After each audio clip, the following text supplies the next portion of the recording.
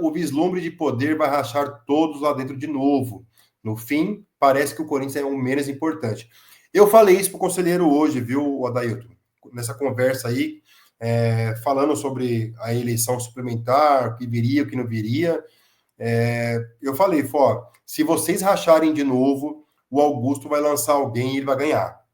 Então, assim, quanto mais vocês racharem, mais a situação ganha, cara. E hoje, a situação nem é o Andrés, viu? O Andrés, ele sabe que se ele mandar alguém lá para candidato, ele vai ter problema, tanto que ele está propenso a apoiar o Roque Stadini.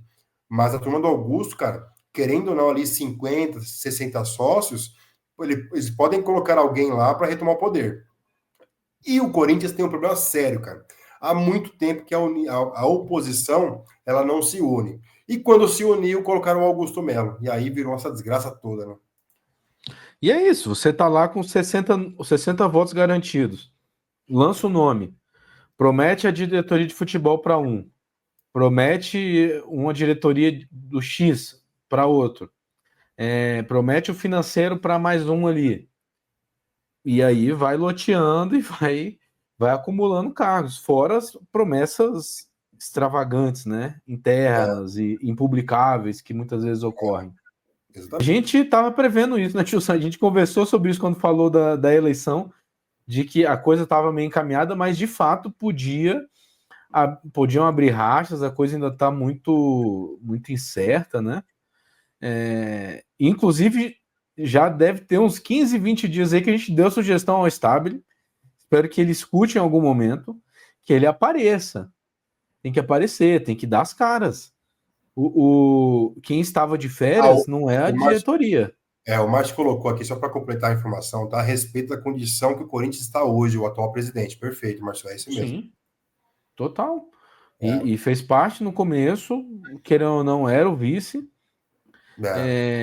De certa forma, ele assumiu uma postura apenas de bastidores, né? De quando a coisa estava pegando fogo, ele só se pronunciava e só se movimentava nos bastidores, não veio publicamente criticar o que estava acontecendo, porque por mais que ele não tinha acesso a todos os documentos e tudo, como conselheiro ele até conseguiria, pela importância dele, através do conselho e tudo mais, mas ele não veio a público se expressar antes. Ele sempre mantinha uma certa distância, não dava entrevistas, nunca foi muito de dar entrevistas, e agora ele tem que entender que na posição que ele está, ele tem que estar em contato com a torcida corintiana, da forma correta, na coletiva de imprensa, dando entrevistas para os mecanismos de imprensa, não igual o Duílio e Augusto fizeram várias vezes, usando o perfil oficial do Corinthians, usando o YouTube oficial do Corinthians. Assim não.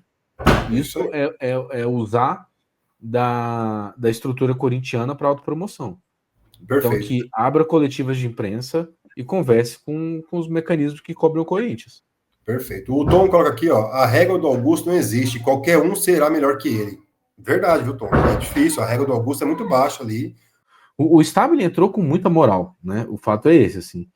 Depois daquela primeira entrevista, havia uma desconfiança generalizada, mas a primeira entrevista dele abriu para ele uma boa porta.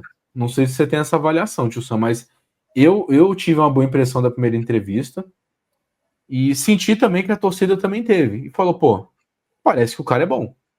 É que a régua era baixa, né, Diogo? Assim, a régua do Augusto Melo era muito baixa. Subterrânea.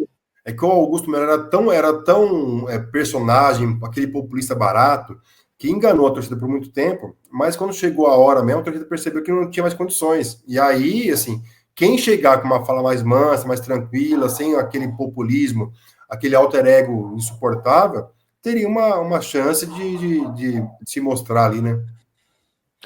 E o principal para mim é que ele apresentou uma fala muito responsável, de virar e falar, olha, não tem dinheiro, a coisa não tá boa, eu estou vendo uma terra arrasada, porque muita gente sabia disso.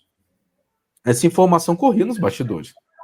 Só que como não havia notícias de atrasos, isso não estava publicizado ainda, que as premiações estavam todas atrasadas, que tinha direito de imagem atrasado.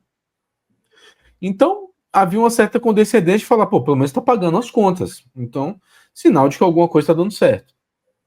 Quando ele chega e começa a explodir os atrasos de premiação, as promessas não cumpridas, imagem atrasada, aí vem essa situação do Coronado, aí todo mundo olha e fala, peraí, então era tudo uma grande mentira. E para mim o Stabile estava ganhando uma certa moral. Mas esses últimos dias dele colocaram um alvo no peito dele.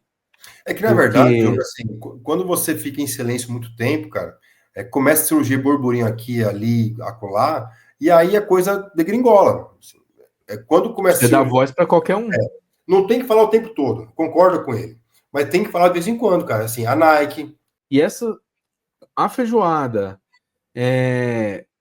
essas informações da postura do Corinthians no mercado, essa situação do Biel e tudo mais, estão colocando a credibilidade do Stabile à prova.